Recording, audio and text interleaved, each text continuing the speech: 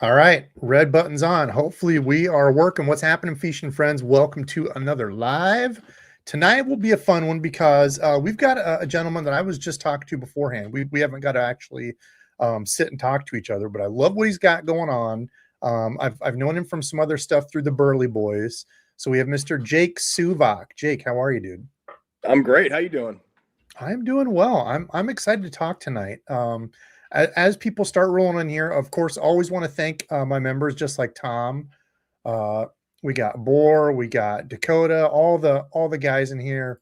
Rob, whoops, already got you. All the folks. Tom, always want to give an extra thanks to you guys and gals for helping support the channel on a monthly basis. You don't need to do that, but I appreciate the heck out of you. And everybody else, man, all you got to do is like, watch, leave a thumbs up. It all helps bump up the algorithms and such. But tonight, so Jake, give us your quick kind of elevator pitch into fishing. So we were talking beforehand. I know you do some tournament and stuff, but what kind of got you into the fishing scene? Ooh, got me into I grew up fishing. So originally from Cleveland, Ohio, grew up fishing there. I played junior hockey and college hockey all over the place. And then when I finished college hockey, I was really missing that competitive piece of my life. And Sure. I bought a kayak because I had to do something to fill my time. And I was out fishing in Massachusetts one day, and somebody on their dock was like, "Oh, hey, you going to fish in this tournament next weekend?" And I was like, I didn't know that was a thing for kayaks. And it was kind of all downhill from there. I went to grad school down in Florida, University of South Florida, and then that's when I really got into bass fishing and tournament fishing and starting to. Good place to do it down there.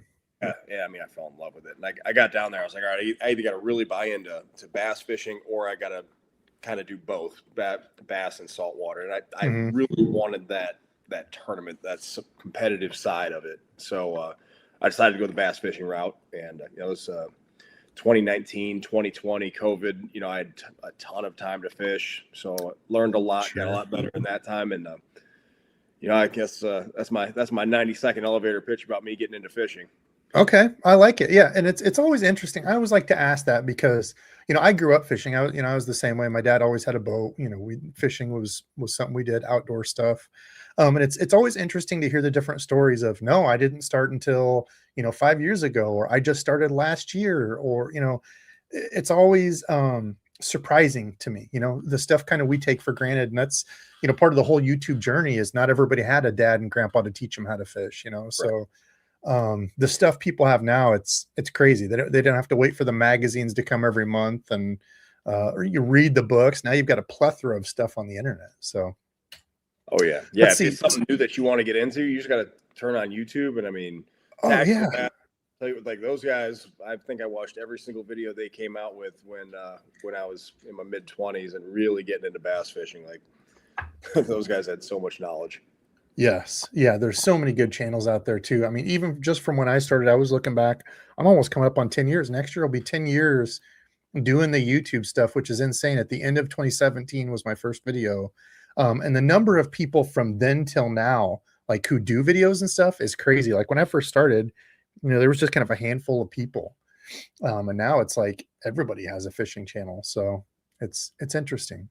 It's fun. I saw something about that the other day. I thought it was funny where it's like, oh, he's quitting his job to start a YouTube channel, and he ended up being super successful with it. And I just think it's crazy because you're right. Like, there's so many more people doing content now, but there's also so many more people that have their own lens or their own perspective to share with everyone else. Like, everybody's got some good information for you to take. Agreed. Yep. And that's the weird thing too, is like, I thought it would be a lot more like that, like talking to other YouTubers and working with some of these companies and talking to people behind the scenes. But, what do they say? A rising tide raises all ships. I really thought it would be like that, but it's like, I don't know. There's some people that are just kind of in it for their own thing. And it's that, like, I don't know. It kind of surprised me. I really thought it'd be more of like a community, but I guess like anything, there's kind of cliques and more, you just kind of have to find who you jive with and focus on the good folks. So you got to figure out if you like forward-facing sonar or not, and then follow those. Oh my God, dude. Yeah, I don't sit on either side of that argument. I understand spots for both sides of it. But yeah, dude, you want to get some views, do a video on some sort of forward-facing sonar drama, man, and you'll get it. Scott is a member. Scott, dude, I already thought you were. Thank you, brother. I appreciate you becoming a member. I hope you're, let's see, Vermont. Are you guys, I don't think the storm was up there, but I know a lot of people are getting hit. Did I see William? Will, are you guys getting hit? Yeah, cold. I think today, 2 days ago, I think it was like -30 when I got up. Insane. Today we finally got above, I think it was 2 when I got off the water. Dad and I were out ice fishing before this, so I got home like an hour ago. But yeah, man, it was cold out. Throw up that pop up and turn the heater on. So Scott, thank you, dude. My man Chris in the house, 49-month member. Thank you, dude. Don't mind me just going nuts with cabin fever. How many times can one reorganize tackle? Keep doing it, dude. Keep reorganizing and organizing and staying sane. Let's see. I was for tomorrow. What's it? That's your project tomorrow? Yeah, we got that storm's coming to hit us sometime tonight, and then waiting for the power to go out. So if that happens, where are you at? South Carolina. Okay. Area. Yeah. So I mean, I don't know. Everybody's panicking. I'm being from Ohio. I'm used to the winter storms and not that worried about it. But it's just nobody here is prepared for it. And yeah, if you're not in it a lot, or if your grid and stuff isn't really set up for it, I remember when, I don't remember how many years ago that was, where Texas got that deep freeze and stuff like that. We don't think about because we put, pipes and stuff below the frost line, where, whereas their stuff was buried shallow and they were having water, mains and stuff freeze and bust. And it's like, ooh, damn, no good. Yeah. Let's see. I'm going to jump over to comments here, but as we are, so tell us about your kind of foray into the fitness world and teaching and everything you got, because you've got some of that. That's going to kind of bridge us into the meeting of the minds here of strength, fitness, and fishing. So how'd you get into that whole thing? So really it was through hockey. So after high school, I played junior hockey for 3 years before going and playing in college. When I was 19, I had a strength and conditioning coach, and I always tell everybody, if I went straight to college after high school, I probably would have failed out. I had no idea what I wanted to do. I hated sitting at a desk. Why college is a broken system. Unless you know exactly what you want to do for a specific job, it's a broken system. Right. And it was just like, all right, well, I don't want to go be in a medical field. I don't really want to sit at a desk. So I was just super lost. And anyway, so while I was on this journey playing junior hockey, I played a few different places in New York, a couple places in Canada. I had a strength and conditioning coach, and I learned to really enjoy exercise and learning how the body worked together, how the muscles work together to make things happen. And it wasn't just as simple as, moving. It's how do you get your body into that position to perform the best that it could. Anyway, so he gave me an internship. And at that time, I lived in Rochester, New York over the summer. He gave me an internship, and I worked for him in exchange for living at his house for free. So that worked out pretty nice. Well. Yeah. But also I got to learn so much about it. And in that time, he's like, yeah, you can major in exercise science in college. You can do this as a career. And, I was like, all right, awesome. So finished out junior hockey, found a college that had an exercise science program, committed there, played there for 4 years. And then after that, I was like, all right, I either want to open my own gym or I want to get into college strength and conditioning. I kind of fell away from opening my own gym just because it is you're there 24/7. And it's like the restaurant business. Yeah. So, as I'm finishing up my bachelor's degree, I was talking to some of my mentors, and they're like, if you want to get into that, you really need a master's degree. All right, next step. I guess I'm going to go get that master's 2 more years. Yeah, which it really wasn't bad. It ended up being it was a year and a half of class, but a year being there. I went to, like I said, University of South Florida, and got my first college internship there. It was cool. I got to work with the football team. We got up to a top 25 ranking at one point. Got to play in a bowl game and got to go to the bowl game. So that was a really cool experience. A cool experience. Yeah. I loved it. And, for the longest time, I thought I was going to keep working in football until I stopped working with football because, football was it's a whole different animal. But yeah, that's it. I got my first full-time job down in Fort Lauderdale. I was there for 3 or 4 years, and then or 3 years, and then I got the my current position, I was hired as the director of strength and conditioning at USC Upstate, and then it's okay. I was talking to someone the other day, and I got a box of donuts delivered by my wife in the middle of talking about nutrition. So that's all right. But so now I'm at USC Upstate, and I'm the assistant athletic director for sports performance. So I oversee everything strength and conditioning, sports science, and nutrition for our athletes, and work directly with our basketball and baseball team. That's awesome. That's another cool thing about fishing is like the number of different people that you can be a badass, like you sport and, fitness condition, because you're you're a big dude. I mean, I can tell from pictures, you're 6'5"? 6'4", 250. Oh, 6'4". Okay. Yeah. You can tell you're a big cat. So you can be, a big, huge bodybuilder, crazy guy. You can be some dude that works at, the supermarket, and, it's this meeting of minds. And when you get out there on the water, you're all friends doing the same thing, I guess, unless you're in a tournament, but this thing that we love, it can be therapy, military people. I saw Ralph in here, which again, appreciate our military guys and gals. Love y'all. But so many different people can get into it. And this is kind of one thing for me. So I did MMA, Muay Thai kickboxing for 12 years. And I got out of it. Clearly, I got out of shape. I'm actually down 20 pounds since September. So, yeah, had a health scare and had to take my health a lot more seriously. I was up to like 240. Yeah, fat Debo.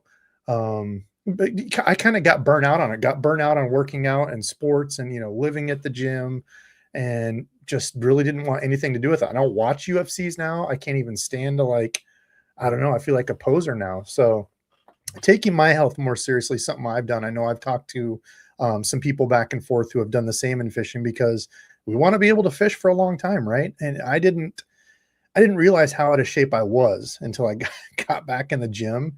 And it has to be, I'm sure you'll probably talk about this, with it being for everybody's, the different levels. It has to be a lifestyle change. That's the thing I hate about diets and fads. It can't be, I'm starting, I never do New Year's resolutions. Like, if you've got something to do, start it and incorporate it in slowly, because it can't be, to me, it can't be something that starts this day and I'm going to take this hard stop and just turn over a new leaf and become a different person overnight. Like, it's just not realistic. 100%. And I'm sure you'll kind of talk about that. Yeah, and on that note, it's kind of like, instead of being like, all right, I'm going to work out every day from now on for the rest of my life. Like, it doesn't, like you said, it doesn't work like that. You don't go from not doing anything for months or years, and then all of a sudden you've got this motivation to go do it on a daily basis. It's, or maybe by the end of the year, I want to be able to consistently work out 3 days a week. It's not right away. I'm going to do it all out 100%. I'm going to build up to it. Because that happens to everybody. They get burnt out. They set a New Year's resolution. They try to make this drastic change. And if you watch gyms, if you try to go to a gym, a commercial gym, in the first couple of weeks of the year, it's an absolute zoo. And then February rolls around and it's just like back to business as usual. And it's for that reason. Like, it's hard to keep up with those goals that you set for yourself that are just unrealistic as far as long-term success goes. Yeah, wet dog. I'm catching up on comments here. Yeah, that's the broken system. Is so many people, like, unless I want to be a doctor and I'm jumping into this program and I'm going to be a doctor, that's great. I get it. But yeah, so many people that don't know what they want to do, that's exactly it. Unfortunately, it's now really expensive to do that over 4 or 5 years. Dude, it's always been expensive. Even back when I went to college, what was that, 20 years ago almost. It's exactly that. You're trying to figure out what the hell you want to do if you don't know. So yeah, I don't know. I don't know what the answer is, but, and half the time, if you end up getting like this general, like, I have a business management degree, was super close to getting like my marketing degree, but I'm like, I don't want to keep going. What am I going to do? And now I'm doing something I can, still do without my degree. You can work your way up. So I don't know. Okay, let's see. Nate, I can tell you're looking better, Debo. Keep it up. Thank you, dude. I feel a lot better. I don't feel as fat and worthless. So thank you, dude. Jim, same. Getting back to working out after not doing it a few months. 2 years off is so brutal. I get it, dude, but you got to start. It's got to be a lifestyle change, just like Francisco says. Exactly. Scott, same thing. Exercise and diet. I've dropped 45 pounds. Hell yes, dude. That's freaking awesome. Let's see. Cold. Yes, it is very, very cold. Let's see. Before we get into your Fit to Fish challenge, I threw in some questions here because I know that's going to be the big thing we want to talk about. But okay, so as far as fishing goes, if you could only do one type of fishing for the rest of your fishing career, what would it be? Like one species or like? Oh no, I'm sorry. Like technique. What's your go-to technique? Oh, man. All right. Well, there's a go-to and what I'd like to do for the rest of my life. Okay, give me both. If I could do only one thing forever, it'd probably be frog fishing. But my go-to, yes, my go-to is a chatterbait. Oh, hey, dude, I like both of those answers. There was no sissy drop shot talk in here. Frog fishing and chatterbaits, love it. Absolutely love it. I mean, I'll keep William, that in my hand all day. Like I won't get a bite for a couple hours, and I'll still be confident that something's coming. Yeah, it's my curse when I get out the frog and I get one blow up within like the first 5 minutes. I'm like, oh, I'm catching him today, and it's 2 hours later, and all I've had is a couple blow ups. I'm like, it could still happen. They blew up on it. It could go. It could go. Oh, crick. Damn, dude. Had a heart attack in June. Started eating right and working. I'm down 50 pounds. Dude, that is awesome. I love it. Yeah, I had a pretty bad liver scare back in September that changed my stuff. And so I know how it goes, man. Just waking up in the morning and being able to do the crap that we don't want to do is a blessing. Like so many times, like I catch myself and I've really had to make a conscious effort because it's just like working out. It's just like getting better at a sport or anything. You have to train your mind on that stuff to not be, because that negative downward spiral can just go so easy. So I get it, man. Those health scares, the things we take for granted, no fun. Frog fishing and chatterbaits. Yes. Chatterbait all day. Well, yeah. One of us. One of us. Flipping a jig. That's another fun one. Mm-hmm. Love catching them on a Texas rig. Dude, I love flipping a Texas rig into wood, dude. It's a ton of fun. Gators lost 8 pounds this morning. Gators, I don't think that's the type of weight loss we're talking about, but I'm proud of you, buddy. Sounds like things are moving through well, so that's always a plus. Fluke fishing. I like throwing a fluke too, man. We have so many grassy lakes around here. And that honestly was something I didn't throw until I'm going to say like maybe 4 or 5 years ago. I started picking it back up again. But I had kind of put jerk baits away or flukes away. Yeah, I never take a fluke off. Up here in South Carolina, I mean, especially if you're fishing like the blueback herring lakes, you find the brush piles in 20 feet of water. And I mean, when I first moved here, I was like, okay, this fluke is such a small, like finesse bait. Like there's no way they're coming up from these brush piles to eat a fluke. And I mean, sure enough, it is just as good as, or if not better than anything else that you can throw out there. How do you know they're coming up off these brush piles to eat it? Forward-facing sonar. Oh, cheater! Those fish don't count. You're a cheater, no. Bro. No, I don't. I said, I have That's no the conversation I came here for. Yeah, I'm just trying to start crap so we get the views up. I'm gonna rename this. What did I name it? Fit to Fish and More with Jake. It's gonna be Jake Suvak is a cheater with a cheater scope. Cops called.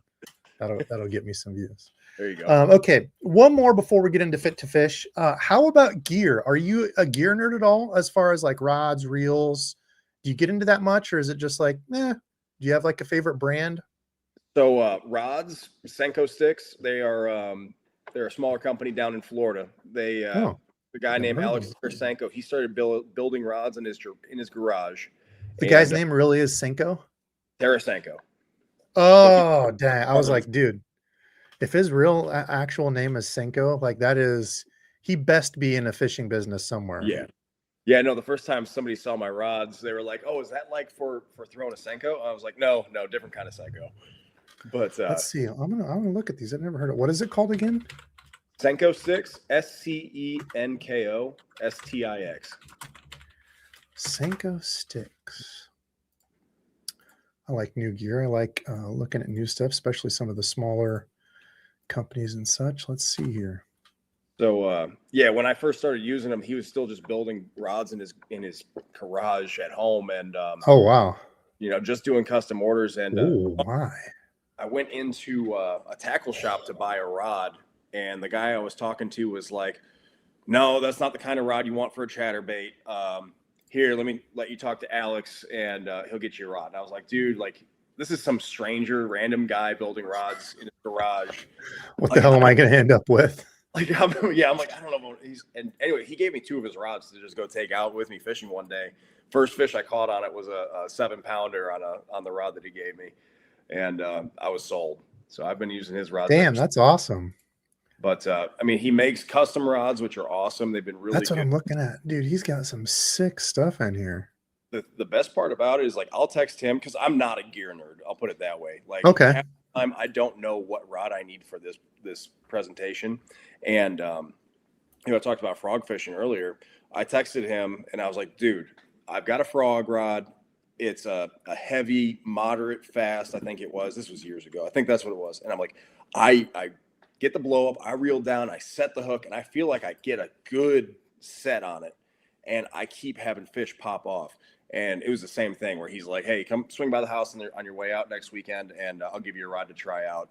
And I mean, sure enough, I don't think that I've lost a frogfish on that rod ever since. Which one is it? So the one that I've been using is actually a prototype rod that he ended up letting me keep. Oh. But I believe it was the Royal Flush rod. I don't see that. I'm trying to think. I think it was one of his, maybe in the expansion series.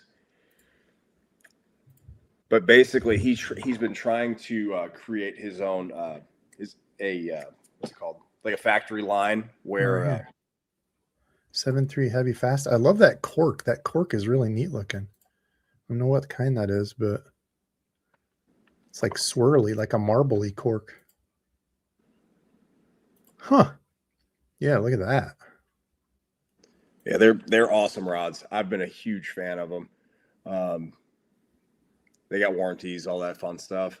They've got they just came out with the Dominator series, which is American made rods under $200. So he sent me a couple of those to try out. Also, they're a little bit heavier than the more expensive rods, but they're still these are 255. So it's not like, for USA made, a lot of the companies out here are charging, just this kind of price for something where you're not getting a lot of these components just because they have to ship it now, and tariffs and stuff, everything has gone up.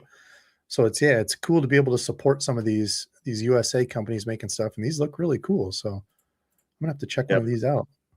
And then there's the BTO Plus line, where those are actually built. The BTO stands for built to order. So they make those in the shop down in Florida and send them out from down there. So you can customize those a little bit. So it's not like a full blown custom rod, but you can get different grips and things like that to. Oh yeah, right here. Oh, that's pretty cool. The threads. Yeah, that's pretty neat. I was just looking at doing this with a ice rod, actually hitting up a local guy and getting a custom ice rod would be kind of neat. Yeah, that's cool. And I've got a couple custom rods, and I mean, you can go crazy on the custom rods. He's told me about some of the builds that he's done where people just want like the most expensive component for every single part of the rod. I'm sure. And but like I've got a couple that are like a little bit nicer just for like my go-to techniques, where like I've got a custom chatterbait rod and a custom worm rod. I've got a couple of the BTOs where I got them however they came, or got like the red carbon fiber grips just because that's the color that I like for the rods. But yeah, I mean, it's cool how much variety he's got with the rods that he offers, and just a small shop that he's running. Yeah, that's pretty cool. I like that. Let's see. I am past due looking here. Drugo had an awesome take on jerkbaits on Bass University. I don't have any Bass University membership or anything, but that would be interesting to see. Gorgeous rods. Yes, those are some very cool. Do you have your Debo bingo cards ready? Yep, get ready. Who knows what the first one will be here. Higher end. Yeah, and that's okay. I don't mind paying a little extra when they're made here, when they're doing, custom stuff. I don't mind giving somebody like that, extra money, like the smaller shops. If y'all just watch my unboxing, the gentleman that does the hair jigs, I think he's maybe a younger kid, but dude did awesome work. I'm all about paying extra for that. Or like those, the balsa baits, Krankenstein's balsa baits. I don't mind paying a little extra for that. But when you have these big, huge companies charging crazy prices on stuff that I feel like are insane, that's what kind of rips me. But let's see. Are they the ones who make their rods with the titanium recoil guides? Yeah, they've got those. I haven't Nice. gotten a rod with those yet, but I probably need one. Yeah, kayak fishing does get rough on the gear. Let's see. Okay, so let's get into the Fit to Fish challenge. So I was super excited about this. You and the Burley guys reached out to me, and I was like, hell yes, because I'm already on my journey trying to get a little bit more healthy.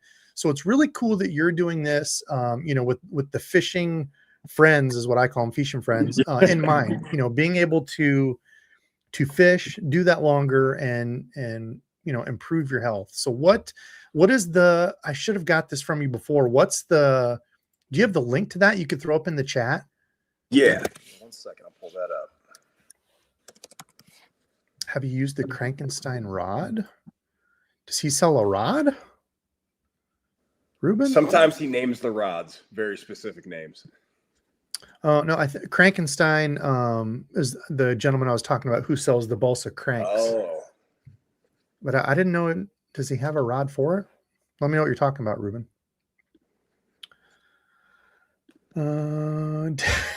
Chris. Yeah, dainty finger Debo would need some different reel nuts. Yeah, I don't like the rough reel nuts. No bueno. Let's see. Did you throw it in private chat? Okay. Can we put this in the? Okay, just do comments. Yeah. Let's see. I didn't realize I could do that. Yeah, you can. Otherwise, I'll just copy it and paste it real quick. Okay, so tell us about. I'm going to throw it in chat here real quick. So tell us about this. Oh, you saw it on the Cinco Stick website? What? He has a Krankenstein rod there? Oh, I closed it down. Huh. I bet that's just by chance of that happen chance that being named that, I would guess. Yeah, I would assume. Because like he'll name his rods all something different if he's got one maybe that he's made a handful of times, or one that he gets a lot of requests for. Oh, that's funny. Yeah. Okay, so tell us about the Fit to Fish challenge. I'm going to bring this up here as we're talking through it. Yeah. So the Fit to Fish challenge is a 90-day fitness challenge for built towards fishermen and kayak fishermen, and the goal is to build consistency. So it's not a fitness challenge in a sense where we're trying to see who can lose the most weight or get the strongest or have the biggest transformation. The goal is we're trying to see who can be the most consistent. So how it works, competing with yourself. It's all about improving yourself. That's right. And we want to create habits that are going to carry on past the challenge. Like we were just talking about, like it's a lifestyle change. So the challenge isn't about, losing weight super fast or getting strong or as quickly as possible. It's what do you need to do to be able to sustain the growth that you've achieved over the course of the challenge. So it's a 90-day challenge. Over the course of the challenge, there's 60 total workouts, and if you complete at least 30 of the workouts, you're going to be entered to win some of the giveaway prizes. All the workouts are going to be sent to your phone through an app called Team Builder. Every exercise has a video demonstration, and every exercise has an alternative that you can do at home. So you can do this challenge entirely at home if you want to, or if you've got a gym membership, you can go to the gym and do it. And then which I think is great. I think is great for people because so many people think, oh, I'm not going to go work out because I need somewhere special to go. I need this workout place or I need treadmill. Dude, you can do a simple body weight circuit that will absolutely kick your butt, or a couple light dumbbells, 20-pound dumbbells. Dude, if you're doing a never put the dumbbell challenge down, I don't know what you call those, or like the bar where you don't put them down and do a whole circuit where you've got them the whole time. Dude, those can absolutely kick your butt. Oh yeah, for sure they can. And the goal, like I said, the goal is to just develop some consistency. So if that means if in week 1 you only get one workout done, sure, we would love for you to do them all, but if you can only do one, that's great. That's your starting point. Maybe next week we're going to get 2 done. And this is your opportunity to kind of build those habits on a daily and a weekly basis, and then sustain them long term. Nate, I did see that. I see you remember. I'm like, dude, yeah, I thought you were already a member. Well, thank you for re-upping, dude. You didn't need to do that, but I appreciate that a lot. Ooh, here's a good one, Rob. So I don't know if you have stuff that you can kind of get into it, but like once they purchase this and they go into it, it's going to send the workouts to your phone after the 90 days. If you complete, how many of them do you have to complete to be entered for the giveaways? 30 workouts. 30 workouts, dude. So that's 10 workouts, 10 a month. And it's a 33-month challenge, like 30 days in a month. You got that. No problem. And also I haven't talked to you about it yet, but I would like to throw in a prize pack too. So one that you could win some DEBO customs, some baits. I'll do a box of some fun stuff. Awesome. Yeah, that's going to be great. But looking at the comment you got pulled up, do the workouts accommodate the limited arm strength and hand strength? Yeah, so it's going to be a full body workout. Part of that question is going to be, are you doing the workouts at home or are you doing the workouts at at a gym? So that's one thing. A lot of times we can adjust the workouts to use one arm. We can eliminate certain exercises or focus more on the lower body. But working with injured people or athletes is something that I'm pretty used to. So there's always adjustments that we can make. A lot of times it's just changing the movement to get as close to the movement that we're trying to do as possible. Without pain. Pain. And that's another part of it is like, if you're going through it, if something hurts, we don't need to do it. We can adjust it. We can change it. It's always, the goal is typically get as close to a full range of motion with exercise as possible without it causing pain. A little bit of discomfort can be okay depending on what you're pushing through, but you don't want to get past that point of discomfort to where it's actually hurting you. Agreed. Good pain to push through and bad pain when you're injured. No bueno. I heard y'all are giving away a USC Upstate hoodie tonight. No, Philip. So I don't know. I haven't seen Adam on here, but I did get my big old pack from Patrick at Pragco. So I will be getting next week, getting your giveaways out for everybody that was due. And then tonight there will be a giveaway of some stuff. I might run up. Yeah, that'll be a bingo scratch spot. I'll get up and grab the box to show you everything that he sent me because he hooked me up. And that's all going back to you guys. It's not stuff I'm just keeping and hoarding here. It's all going to be part of the giveaway. So there's a bunch of really cool stuff that Patrick threw in. I need to text him and tell him thank you, but that'll be part of it. So yes, I'm excited for this. So you go in, you get it, and that'll start February 1st, right? So you can get it now, but February 1st is when it'll all, I guess, show up and start sending you stuff. Does it send you one a day? Yeah, so it's going to be one a day. Every day that you wake up, it's going to be ready to go for you on your phone. And okay. As you go through the workout, you just it's got your sets and reps for every exercise. Like I think I said, it's got the video demonstrations for every exercise. And then when you finish, perfect. So if you don't know what something is, and for every exercise, there's a million names for one thing. So like you might call something a bent over Romanian split squat, sumo. Yeah. The rear foot elevated split squat or a Bulgarian split squat is a good one, and they're the same thing. But it's got the video demonstration. You click complete when it's done, and then it marks it as being done. Gators, dude, I completely agree because I've done some of these before, and if you're spending the money, you're like, well, crap, I spent money on it. I better do it. The other thing too is ease of doing it. That's something that I know working with people, like when I used to do MMA and stuff, helping people get into kickboxing and such, was people would be lost. Like when they would come in at open gym time, you could tell they were just over there randomly like punching a bag. And it's like, they didn't work on a certain skill set for the day. They weren't breaking down, what a combo should be. They were just over there randomly doing stuff. And that's what I love about this one too, is not only is it geared to anybody, so it's not like you have to be some meathead in the gym that is lifting, 500 pounds. You can do this at your home. It's all about competing with yourself, and it gives you everything outlined, what you need to do and how to do it. So you're not just randomly showing up at this gym and going, what should I do today? I don't know. I did arms yesterday. I don't what should I lift? It's all right there for you. So ease. That's like one of the hardest things, even for me. Like I can write my own programs. I've written programs for myself and done them, but I get bored doing the same things that I like.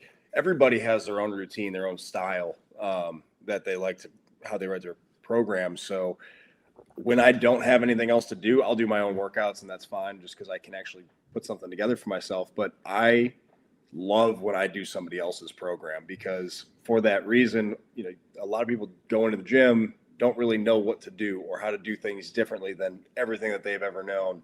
So doing something else that somebody wrote for you, it really opens your eyes, gives you a little bit of perspective. And then me personally, like when I do other people's programs, I get to learn from them and take things that I like and add it to what I do. Having to watch Billy Blanks. Yeah, what was that? Tybo? Was that Billy Blanks? Tybo? Dude, I did some of those workouts. We used to do some stuff like that. It wasn't his stuff, but we would do that like tempo set, where you do like X tie kicks, X punches, because it's essentially, it was just interval training with no rest, moving on to the next, and dude, you can absolutely get a crazy workout doing that stuff. So it was no joke. Let's see. There was one other thing I was going to say about this. I'll leave the link to this below in the video description. So if anybody's watching the replay, you can click it down there because it goes away in the comments. So I'll leave that linked. Damn it. I was going to say something else and I got off blanks once got off blanks. got off subject once I saw Billy Blanks. I don't even remember what I was going to say, but yeah, I don't know. ADHD. I got it horribly. And I go on lots of side quests in my brain. So, don't we all? Oh yeah, it's really bad for me.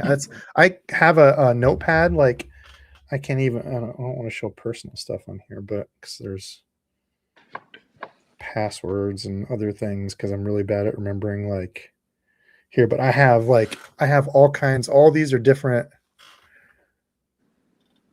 notes of things that I keep through the day because my short-term memory is horrific. So, gosh, I was going to say something. So yeah, anything else on that? I'm really honestly excited about this. Damn, I am too. I think it's going to end up being a really, successful challenge. And I think one thing that I can add into it is, any skill level is going to be able to get through this. We talked about the variety between whether you're at a gym or at home, but also, like if you are brand new to exercise or maybe haven't exercised in 10, 15 years, there's going to be an exercise for you. And there's going to be an exercise for somebody who maybe you haven't exercised in 6 months. So you're not in really, really, really bad shape yet right now, but you still haven't been super physically active. Or maybe you're just getting out of college and you can do some heavier movements. Anyway, so like a good example would be like, if you're not ready for something extremely challenging, you might do a body weight box squat. So you just squat down to a box, try to tap the box and stand back up.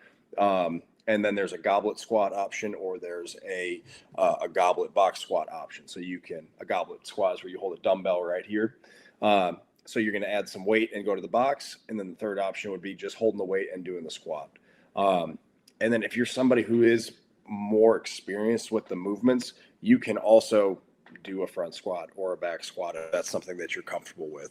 Like the program is great, but also make it your own. So if you are doing an exercise and you're like, I know a harder version of this or a version of this exercise that I'm going to enjoy more, it's okay to make that adjustment for yourself. That's awesome. Yep. Make it your competition against you. Let's see. Now I did have a couple other notes here. Okay. So we talked about the Fit to Fish, which is awesome. How about your kayak fishing journey? So I understand you work with a kayak company and kind of the tournament scene. So like, how did you get into, working with a kayak company? What brought that all about? Yeah. So my very first kayak was a Vibe Skipjack 90. So it was a 9-foot sit on top kayak, and I found it in, I think it was 2016. and I typed fishing kayak into Google, and it was the first one that popped up, and I liked the colors. So that's how I made my decision. Okay, that's fine. I like the honesty. It had 4 rod holders built in. I was like, oh, that's really cool. I only had 1 rod at the time, so I don't know why I was that excited about the rod holders. But but that's how I found it. And I bought that kayak. I took it everywhere with me. And I from there I got the Vibe Seaghost 110, which was basically a little bit bigger version of that one, and had some better features. And as Vibe started coming out with the Shearwater, I think I was getting really excited to buy it, and I'd been fishing in my Vibe for I think 3 years at that point, and I'd always just posted pictures, and they were like, "Hey, would you like to join the team, the pro staff?" That's awesome. I was like, "Yeah, sure, that'd be great." So I've always had a Vibe kayak since 2016. It's crazy that's going on 10 years this year. So goes quick, dude. Yeah. Goes too damn quick. But I've always loved them. They've done everything that I've needed them to do. I've always been able to customize them for myself and how I like to fish. So it's been great fishing out of them. What would you say like your one must-have kayak accessory is? Forward-facing sonar. Oh my God, this guy, what a cheater. Besides that, like I'm thinking like that you put on your kayak, maybe not like electronics or something not as like big, maybe. Man, yeah, I mean, motor is obvious. Trying to think, what motor did you get? What's that? Or do you use? What motor do you use? I got the Garmin Force Current. Oh, fancy one. It's been nice. Is it pretty badass? I love it. Because that's the one you can do spot lock. It's a stern mount, right? That one? Yeah. Super weird to get used to that. I bet. Yeah, I'm still, just because I had the motor guide for so long on the bow.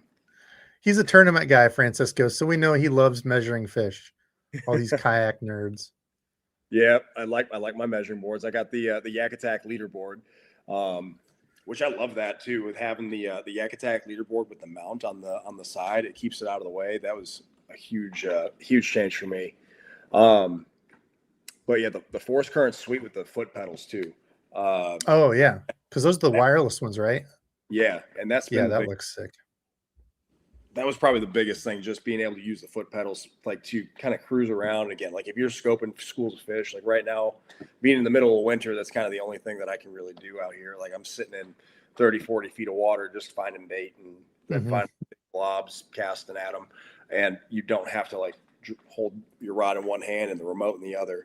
So it's, those are really nice. You can help you, like, even if you're fishing something specific. I tried fishing in docks a couple weeks ago, and yeah, it was like 70 degrees like in January, early at the beginning of the month, and I kept having bass, like these 3 to 5 pounders, swim out from under docks. They wouldn't eat anything. But anyways, keeping the kayak position around the dock was really easy with the foot pedals. Yeah, I'm looking at the I don't know. I've got some windows to pay off. Windows are stupid expensive. I don't know if you've looked at buying windows, but way more expensive than I thought they were going to be to replace 4 windows on our home. Yeah. But after I get that paid off, it's either going to be a snowmobile, ATV, or a motor on my kayak. So I don't know. Decisions here. Some toys that I don't need, but if you're going to get a motor, I'd say get something with a spot lock for sure. Oh, that's what I was going to say. Yeah. So the whatever, the new Minn Kota or whoever the hell makes it, the front one that's like 1,500. That's going to be the one that I get. I'll tell you something that was weird on the Force Current. I don't know why this popped in my head, but they've got the 12 volt or the 24 volt battery options to run it off of. And I started running it on the 12 volt battery to start with. And I got like 5.5 miles an hour. I was like, all right, man, this is awesome. That was probably a little over 1.5 miles an hour faster than my motor guide got me going. And then, I was like, all right, I got a 24 volt battery. I'm definitely going to go faster, but it had the same top speed. That was probably the most surprising thing for me, going the 12 to the 24 volt battery. Yeah. And I've heard like, the power. So like, do you notice it I guess I don't know. I don't know enough about that. That'd be something you'd have to talk to with the Burley boys. They nerd out over all that. But yeah, I've heard you get either more like power out of it or something. It lasts longer. But yeah, that's if you're saying you're getting the same speed, like you get the same speed. Something interesting that I noticed on it was so it's got 20 steps to top speed, right? With the 12-volt battery, I would go from like 4.2 miles an hour at step 19 up to like 5.1 miles an hour at step 20. And then the difference going to the 24 volt is like at step 20, I'm going 5.1, step 19, I'm going 5.0 at step 18. So like it managed more of a consistent, like actual speedometer, like it increase. didn't go 50% to 100 from step 19 to 20. Speed, yeah, yep. Speed will be dependent on the hole shape. Yep, there's a lot that kind of goes into that. You know how big it is. Let's see. There's another question back here. I'm buying chatterbaits and mag drafts for pre-spawn. Dude, it's gonna be here soon. Get a Polaris. Dude, the freaking side-by-sides are so stupid expensive. It's ridiculous. I don't know. I know. Motor on the kayak. I know, but for ice fishing, I had so much fun. I blame this on Jim and Rob. We got a tool around on their snowmobiles up there for ice fishing, and it was so damn fun. So I don't know. I blame them. Okay, but anyway, let's see. New. Do you have any predictions for? So with the Classic coming up and ICAST coming up, do you have any new predictions for either a lure? So like last year was the year of the hairy baits. Do you have any predictions for like a lure or a technique or anything with this one? Like I'll give ours real quick so you can think. I was just talking with Fishhook. I don't know if you know him, Terry, Fishhook Terry, on last week's live, and we were both saying small swim baits. And as soon as we said that, who was it? Clutch just did their release drop of the new, I forget what it's even called, Clutch Micro or some crap. I don't even know, but small swim baits. I feel like that's a thing that just keeps getting more popular. How about you? I can see that. I mean, I think the focus on forward-facing sonar is going to stay there. I think you're going to see. I think you're going to see a lot more variety in like the minnows that you can throw. It's been all about the. Oh my gosh, why can't I think of the name of these? The Sakamata shads. Yeah, the Sakamata shads, and then was it Drew Gill that just won with the spotlight shad? Just gonna bring that up. Yeah, the big bite baits. Because so interestingly enough, I guess, okay, here we go. Side quest, ADHD head. I'm here for it. Let's go. So I was listening to a podcast the other day, and it was a professional talking about how much more power professionals have in marketing than just some random YouTuber. And it made me chuckle because as a random YouTuber, tell me they're sold out. Well, so here's the thing. So I'm betting they're sold out, which yes, I would expect that from a win, right? And that's what they brought up was the fact that Drew Gill won this tournament on the Big Bite Baits. Is it Spotlight Shad? I think is the name of it. And had said that pros have so much power in selling this. And my thought was, well, yeah, if it's the pro that wins. Yeah. But this person, wasn't the winner, wasn't somebody that I've seen win a major tournament. And I'm not, trust me, please don't take this the wrong way. I'm not talking shit about somebody who doesn't win a tournament. I'm not talking down on tournament people at all. If you're listening, if you're in tournaments, please don't take it that way. It was just interesting to hear them say that pros have way more influencing or selling power when it comes to lures and such. And I found that really funny because I'm like, dude, look at the Googans. Look at some of these other channels. I've done videos, I'm not trying to sell stuff to you guys, but I've done videos on something that I've used that really works. And of course I'm going to share that stuff. And people will say, oh man, you can't find this now, or you can't. I'm not saying it's me that sold it out, but I think especially with the shift in the industry, man, I think YouTube marketing and these influencers and stuff is huge. So it just kind of made me chuckle when they said, oh yeah, pros have way more power. Now, yes, these are sold out. Yes, Drew Gill won on this lure. So I'd expect that. You know, we see that all the time. Lee Livesey, when the whole pink chatterbait thing rolled through. Yeah. You know, Wheeler with the Crush City stuff, the flatworms, the Berkeley flatworms. Yeah, it was guys that were winning, you know. So I don't know. It just kind of made me chuckle, and maybe I wouldn't have even thought twice, you know, if I wasn't in YouTube and doing this stuff. But I don't know. It was kind of his like side out of the mouth talking, like his talking shit about like YouTubers, like, oh yeah, they it's kind of how I took it. But I don't know. Yeah, Tactical Bass. Yeah, dude, those dudes are rich off of just doing videos talking about lures and stuff, and justifiably so. I'm not saying everything they told me to. Yeah, exactly. And they know their stuff. So it's, you know, I don't know. I remember they were talking about like I was learning how to throw a football jig, and they're like, yeah, the PB&J with this Yamamoto twin tail grub trailer, I think it was. I bought it immediately.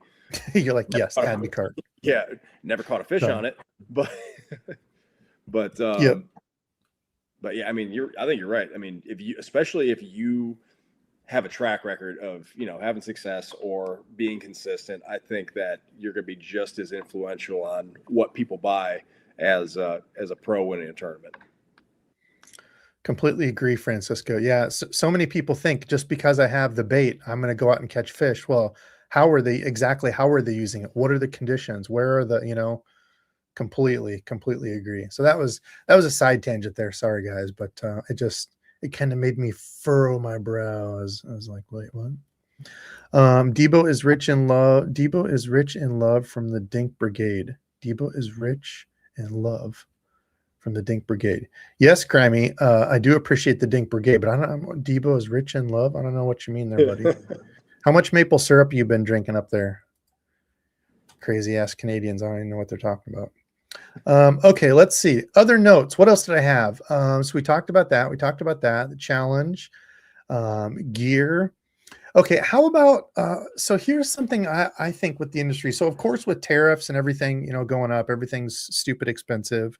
I feel like another thing we're going to see more is I feel like they're going to have to focus on bringing some more budget stuff back. Like I remember back when I was looking at getting more into like buying higher end stuff, you know, quote higher end, you know, like $100 was, you know, all I had to spend on a fancy reel. And dude, they had so many good options. You had the Revo X, you had LFS, SLX had come out just shortly after that, but there was all these like good $100 reels with aluminum frames. I don't know. What are your thoughts? Price point is disappearing. I mean, that $100 price point is such a good entry level price point where like you can justify it for trying out something new, but now it's turning into like, you know, 130, 140 for that same reel. So yeah, I think they're going to have to find a way to create that $100 price point again. I got you now, Grammy. Yes. Rich from the love of all you fishing friends, and that is enough for me. Because trust me, I've been in some crazy dark places, and you guys have helped me. Having YouTube to do this stuff has certainly helped me. So, sorry, I jumped in there, but go ahead, Jake. But it's just how do they get back to that $100 price point without really decreasing the quality of the product? Yep. Yeah. Like for example, now we're seeing a lot of the reels, like there's some cool reels at $100, but all graphite frame, like all graphite, you know, frame and side plates. Whereas before that was aluminum. So, you know, kind of having to skimp on some of it. And, you know, at least some of the reels, you know, they're getting the stuff from the higher end gear kind of trickling down into some of these more affordable reels. But yeah, it's, I don't know. I don't know if we're ever going to see, because the other question I was talking to a couple guys the other day is, well, if tariffs back off, or if some of these prices, you know, go back, whatever, or do you think these companies are going to return these prices? I'm like, no. Once they get us used to paying this for 6 months, a year, whatever it is, they're not going to be like, okay, you know, we really want to help everybody and drop these now $40. Like, right. So I think they're going to have to like either drop more line, like introduce new lines or something to like, I don't know, pump up the budget stuff. Like, cause there's some cool budget rods coming out, like the Celis, Shimano Celis, which is a cool rod. It was the old blue one I had. Now they're like all cork. The 13 fishing, I think is it the Jinx, which is like a $70 rod, has me interested. So I don't know. Yeah, I never had a good experience with 13. I tried a couple of their reels, and really, like, I mean, talk about the $100 price point. So I remember I was looking at getting, I think it was the SLX and the teal 13 fishing reel.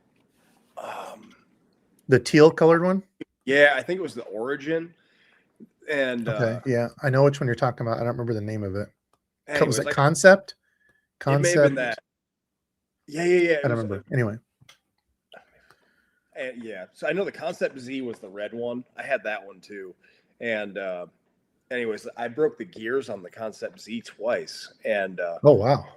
Yeah, which I was surprised by. But and then something else happened with the Origin one. So like after those two reels, I was just kind of like ready to move on. Reels were always something really tough for me to find something that I liked. I always kind of ran into issues with a lot of them, and really I landed on Lose as my go-to reel company.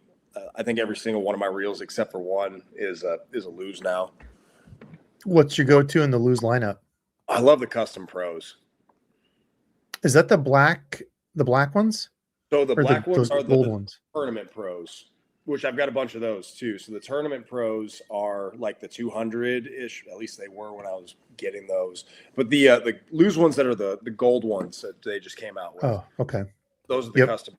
I really like those. I like the break. Because they have one that's like a step down, and I've got the old version, and I loved that reel, and I kind of want to try it. Well, here I got the warehouse of tackles up here.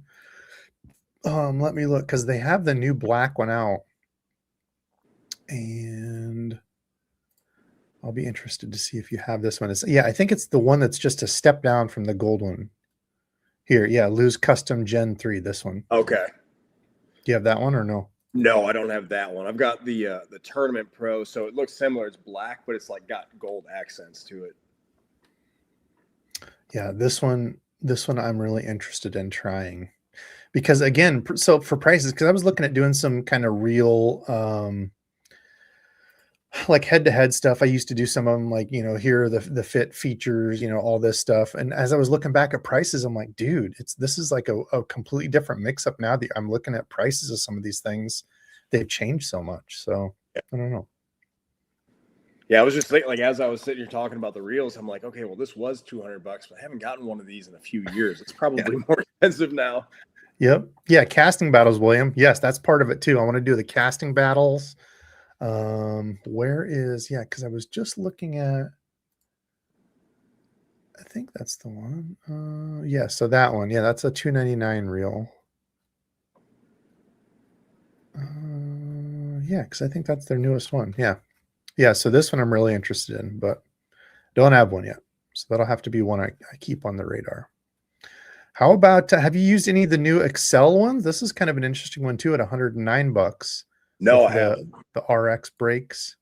That was a big thing they were pumping out now, the new braking system. Okay. Let's see. Daiwa. Yes, I do love me some Daiwa reels. I'm kind of a Daiwa fanboy. So Shimano, yes. Kind of the two big dogs. Yep, the Gold Lose. Sweet reel. See, that's my thing too, is I really like that reel, but yeah, $300 is a steep price point. I mean, I was getting a discount on them when I was getting those, and so full price I probably wouldn't get it. I would have gotten the that's why I was buying the Tournament Pro reels at first, and then once I got a discount, I was like, okay, I'm gonna get the next nicer reel up. Yeah, absolutely, Francisco. Yes, check your local shops. They'll still have some of the older reels on sale. They'll also run kind of cool deals too. So if you have a local shop, keep an eye on them. Lose Hypermag. Yep, I've got one of the old Lose Hypermags. They were cool reels. Absolutely. Let's see. Oh, Chris. Hell yes, dude. I will definitely have you help with that. Have you be my measuring guy out there? Jermaine in the house. What's up, dude? Hope you're well. What else? What else we got? I'll turn it over to you. You got any other things you wanted to share or questions? Or... Man, put me on the spot. Oh yeah, hey dude, we go anywhere on this show, so there's no pressure, man. What's your go-to reel? Yeah, I was just saying I'm kind of a Daiwa fanboy, so right now if I had to pick one, I mean if we're not talking like budget, the Daiwa Zillion's my favorite, but that's like I saw those one up, so that's like a $400 reel, which is stupid. Yeah. I would probably say the Tatula 100. Like if I just had a bunch of those, which again those went up too, so I think those are what $200 now. Those used to be 170. I'm really like the Tatula X at $150. So yeah, kind of a Daiwa fanboy, but I like to try everything. I'm kind of a gear nerd, so. Yeah, see, I've never been a huge gear nerd. It's kind of like if I find something that I like, I'm going to use it for everything. And nothing wrong with that. I'm the same way with my tackle. Like I'll buy stuff and be like, all right, I'm going to try this new color. I'm going to get this new bait, and then Chatterbait in my hand. Nothing wrong with that, dude. Nothing wrong with knowing what you like, and because I clearly get too many rods and too many baits, and then I can't use them all enough, and it's just I really cut back last year. So, how often are you able to get on the water? I usually fish once we get good weather. So like I'm up in Iowa, and like for us, probably open water. I usually look at like the middle of March, mid to end of March is usually when we'll be able to get out fishing. I'm usually for sure 2 nights a week, but once we get to the summer and we get the later nights and stuff, 3 nights a week, if I can, and if I can work around kids' activities and work and all that stuff. But how about you? Usually about once a week. And I mean, I think kind of going back to kind of I'll say being stuck in my ways a little bit. It's like, I don't think I get enough time on the water to really explore and try new things out, because if I'm going out somewhere, I'm probably practicing for a tournament that's coming up, and it's like, all right, I know these things are my tried and true, like they're going to help me find fish, and I can dial them in once I find them. So like I don't feel like I get as many opportunities to just go out and mess around and try new things. I get that. Yeah, it's kind of the same for me. Like I would experiment with more things. Like big swim baits is something I've been wanting to do more, but it's like I have no confidence in it. And if I'm not catching stuff for like an hour and a half, I like with the times I get out, like if I only get out two days a week, I really want to make sure I get stuff for a YouTube video, So it's like I have to end up switching over to something where I can start catching some fish, because like nobody wants to watch me throw around a swim bait for a 20-minute video and not catching anything. So yeah, that's the battle of it. My wife actually got me a glide bait for Christmas. Oh, I'm gonna have to go out and use that a lot. I'm pumped about it though. Like I've been wanting to get into glide bait fishing, and it's kind of like it's all the craze.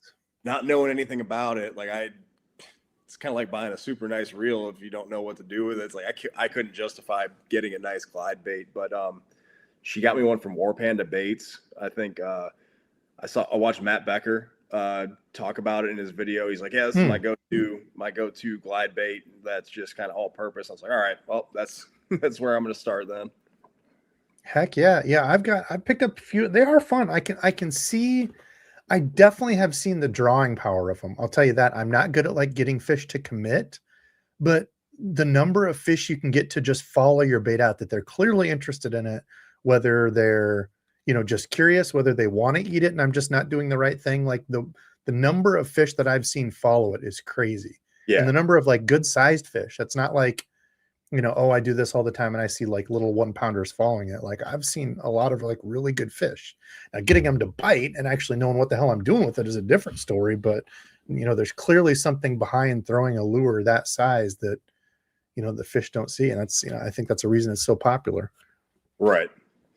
Yeah. And it drives me crazy. Like I think probably one of the hardest parts about learning the forward facing sonar is like being able to go away when you got fish following your lure. Yeah, or when you can see fish, because like that's one of my arguments with forward facing sonar is, people say, oh, well, if you have it, you can just spotlight fish and it's easy to catch them. It's like, dude, you've clearly never been ice fishing or used a live scope, because just because you see the fish, by no means is a guarantee that you're catching those fish. Like that was me and Dad tonight. Like we were spotlighting with our live scopes, and we could see a whole bunch of fish, and we'd have some come right up and look at it, and nope, take off right away. So it's like, yeah, it's no guarantee. No guarantee at all. Let's see. We're almost at, well, we are at an hour. I'm going to get a giveaway going here. Let me see. Oh, yes. David, you're welcome. I do love doing the reel cleaning videos. I'm glad that helped. Let's see. Shimano Tranks. Yeah, I've never owned any of the Tranks. I know that is a very popular one for the swim baits. Any SV mod? Yes, I do love me some Tatula SVs. Oh, Caesar was selling some. I just got some of Caesar's frogs. I forgot to throw that in my unboxing. They were sitting up on the table. I was playing with them and left them up there. But I got some of Caesar's big. He makes some like big soft plastic, like paddle foot, kicky frogs, like the old ribbit frogs. He's a dude that he's out in California, West Coast dude, super chill, super nice guy. But he makes, well, actually, here's one of his. He makes like the big swim baits. This is his Wade hog. So it's got the lip. So it like is like a wake swim bait. So it like comes up to the surface and just wakes along. But super nice dude. He made some cool frogs. I grabbed one. That's awesome. A couple of them. So let's see. Okay, so let's get a giveaway going here. I'll have to go up and get the box of baits here. We'll get Jake talking about something here, then I'll run up and grab them. But let's get a giveaway going here.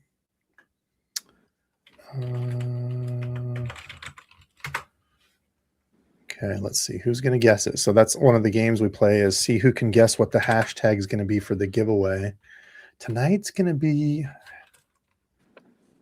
we're going to keep it easy. Who got it?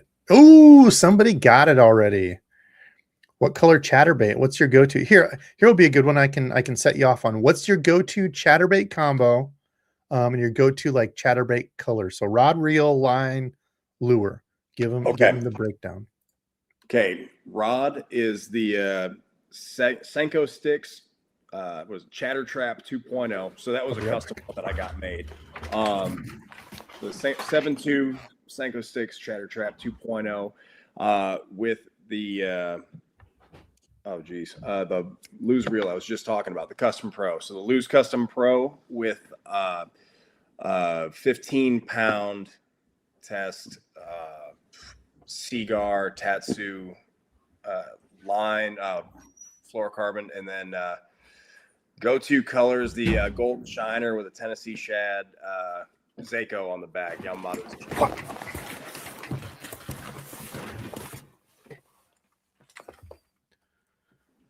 Okay, sorry, I didn't hear any of that. Start over again. Okay, good. No, I'm kidding. Kidding. Okay, hashtag. So listen, we better, how many people? We got 158 people watching. We better get up close to 100 here. I'm not doing a giveaway. Let's see. Also, leave a like. It helps the stream, helps the YouTube gods up the sharing of the videos, however all that works. I don't know. Let's see. Talking about reels still. Yeah. Jim, that's a really good point, because that's something I want to do a lot with the lures that people send me, like new stuff that I don't have or stuff that I buy in these unboxings, and just taking everything out and being like, here's how it performs. It looks really cool, but I didn't catch anything on it. Okay, move to the next one. Oh, this one worked really well, but it wasn't durable. All this stuff. Or I tried this one, didn't catch a single thing. It didn't look good to me. Just kind of giving an overall view, I think, is a great point. I know Ron, I don't know, Basilis, I haven't seen him in here, but he always gets on my butt about that. He's got a spinnerbait that he sent me, I don't know how long ago. And every couple of weeks, he's like, hey, did you ever use that spinnerbait and test that spinnerbait that I sent you? I'm like, I'm sorry, man. But I do love that you guys and gals take your hard-earned money to help support the channel and send me stuff. It is really, really cool. Ooh, Jake, how do you feel about B's and G's, biscuits and gravy? Had it this morning. Oh, yes. Hey, listen, if I ever get to meet you and fish with you, we're having biscuits and gravy for breakfast, and then we're going out and throwing frogs all day. Let's go. Come on down here. We'll go to Santee Cooper. Biscuits Oh, and gravy. Philip, is Philip still in here? Philip's in. Where are you at in South Carolina? I'm in Greenville area, so I'm like Greenville. 3 hours from Santee. Philip, I don't know if Philip's still in here. Might be past his bedtime. I know he works like a late shift, I think, too. But Philip, how close is that to you? Is he in here? Jake from State Farm. Hashtag Jake from State Farm. We get some good ones in here. Hashtag workout, hashtag flex, hashtag Jake. Oh, it should be hashtag flex. Hashtag saturated fat. That's what I was. I was saturated in fat there for a while. Sun's out, guns out. I like it. What's your favorite body part to lift? Legs. Whoa, you're not skipping leg day. I noticed you had some don't take this in a weird way or anything, but I was watching videos of you, and it scares me that you like to stand to fish. But I noticed you had some very fit legs. You clearly don't skip leg day, so well done. Never. I do love my leg days. So I was telling you about like some of the programs I like to do. One of them is called Squattober, where you squat every day of October. And then the other one's in December is called Deadcember, where you deadlift every day in December. So I get my leg days in. Man, you're all about it. I feel like I'm struggling just to get out of bed and stand up, let alone doing deadlifts. Yeah, I mean, I work in a weight room. It's a lot easier, for me to get a workout in today. And I'm just lazy, and that's the thing, is it wasn't routine for me anymore, and I just got lazy and didn't do it anymore. So it's my own fault. And don't let me make you feel bad. That happens to me too. I mean, I get lazy too, and like I just said, I work in a weight room, but there's times of the year where I still I'll go into work and I won't lift in a week, and I'll be like, I'll feel really bad about myself and be like, God, I'm being so lazy, and then next week get it together. But that's something that everybody goes through. Everybody's going to have those days or those weeks where they're like, I'm just not feeling it. I need a break. And then I'm get back after it next week. Yeah. It's funny that you say that, Mike, because I used to always be really flexible. Like I used to be able to put both my legs behind my head. I used to be able to do like all that stuff from doing jujitsu so much. And one thing I always used to do was like just bend straight over and put my socks and shoes on. And I noticed as my belly was getting larger and my stretchability was not as much. I also noticed that same thing. I was like, dude, I can feel my belly when I bend over. I'm clearly getting too fat. So I get it, man. One day at a time. How do you eat an elephant? One bite at a time. That's how you got to get back in shape. Okay, we got 93 people entered. Okay, maybe this will help tempt you. Hashtag fit to be entered, and this will be tailored to you. So some of these, this is everything that Patrick sent me. There's a crap ton of stuff in here. Like, oh, you need a flashpoint jerk bait. I got 15 of them in this one ring. And like I said, some of these will go to the giveaways that are already planned, but like special colors, I said not all this, that I wouldn't hoard all this stuff. But I'm telling you right now, this is going in the trash, this bag, because both of these are staying with me. This was the custom color that they did in the Yum stuff, and I want to throw this more. It's that Midnight Orchid, which I had a ton of success on in that worm that they did, and this is in the little Christy Critter. So, sorry, Feeshin friends, you're not getting any of these. Here, if you haven't seen this one, this was part of the Bank and Creek kit where they do like the special colors. But I don't know if you guys missed this one, dude. This color, and I love this little Christy Critter, the size of it and everything.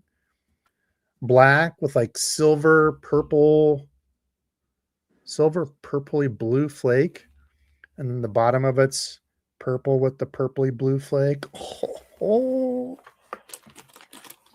damn it! Earpiece came out. So you're not getting any of those, Feeshin friends. Sorry, those are staying here at my hacienda. But we got all kinds of cool stuff in there. He threw in crankbaits. We got a bunch of the cool Rebel, like these things. So if you love to BFS or like little bank fishing stuff, are really cool. We got some crankbaits, poppers. He's got some of the pranks in here. Y'all know I love my poppers. Bunch of the Great Lakes stuff. There's a whole bunch of the swimmers, craws, minnows, whole bunch of stuff. So basically it'll be whatever kind of fishing you do. Some of these, Patrick said these are actually really good for ponds and stuff. These What do they call them? Rebel bluegills. They look kind of cool. I'd throw those in a pond.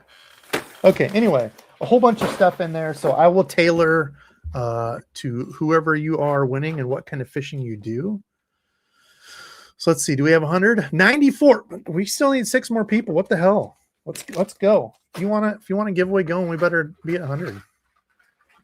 So as we're talking here, where can everybody find you, Jake? Where should they follow you?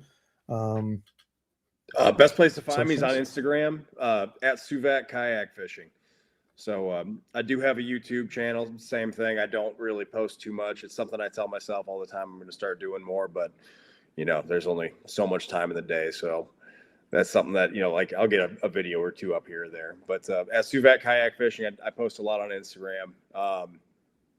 Also at Wildside Strength, that's where we're going to be doing between my page and the Wildside Strength page. That's where we're going to be doing a lot of the Fit to Fish stuff. I like it. I'm excited about it. Yes. Again, reminder, go check out the Fit to Fish challenge. I think it's going to be a really cool way to hold yourself accountable, geared toward us feeshin friends. I'm going to be doing them.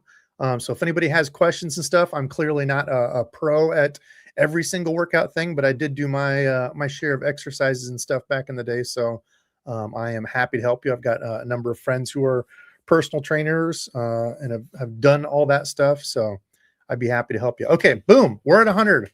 All right. Must be present to win. If you're in Canada, sorry, chumps. I'm not shipping stuff up there because it costs $8 billion. What was the other thing? Oh, yeah. Need to email me a screenshot of your YouTube so I know it's you and not some phony trying to steal stuff from old DEBO'S fishing. Okay, here we go. So who's it going to be? Who's it going to be? I haven't seen Josh Simonson on for quite some time. I learned it on YouTube's. I know who that is. You won. Oops, I don't have everything up. You won a while back, actually. But that's okay. You can have multiple wins. Josh Simonson won 17 giveaways in a row, I think. So okay, let's see. Must be here. Must be here and present. Let's make sure I'm here. All right, man. Send me an email to debosfishing@gmail.com. Excuse me, @gmail.com. And I will get you your stuff sent out. Let me know what kind of fishing you do, what kind of stuff you could use, and I will try to cater that to you. But that's it. I think we are going to call it there. So Jake, dude, again, I'm really excited about doing this. Thank you for hopping on it and going through this. And what words of encouragement would you have for somebody that is maybe like, I've thought about working out, but I don't really know what to get into it, especially, if they're a fishing friend like us. Like you were saying, if you're kayak fishing, lifting stuff, if you're, bank fishing, walking around, there's so many simple things that we take for granted. What would kind of be your words of wisdom for them getting back into it? The words of wisdom are just get moving. Do what you can. Do something to get started. Even if it's 20 minutes a day. I talked briefly about, there's times I don't do anything and I work in a weight room. I know how hard it can be to work in a job where you don't have a weight room there. To get home from work or go to the gym before work or get home and get there at 6 o'clock when you've got a family or you've got whatever going on. It can be really, really hard, but finding even 15 minutes to just go and do something. You can stay home and do something with your body weight. Just starting to get more active. Do something that's going to get your heart rate up, get your muscles working, and everything adds up. 15 minutes 4 times a week is going to be better than nothing all week long because you couldn't go to the gym for a full hour that week. So that's always my biggest piece of advice is, just get moving, start doing something, and, you're going to start feeling better and feeling like you can do more every time. Agreed. Well, awesome show tonight, dude. Jake, thanks for joining. Everybody else, thanks so much for watching and supporting. As always, love you guys. We will be back next Saturday. I've got an Iowa boy who's going to be a guest, so it'll be a cool one. Talking making baits here in Iowa. Be a lot of fun. So thanks for watching, and until next time.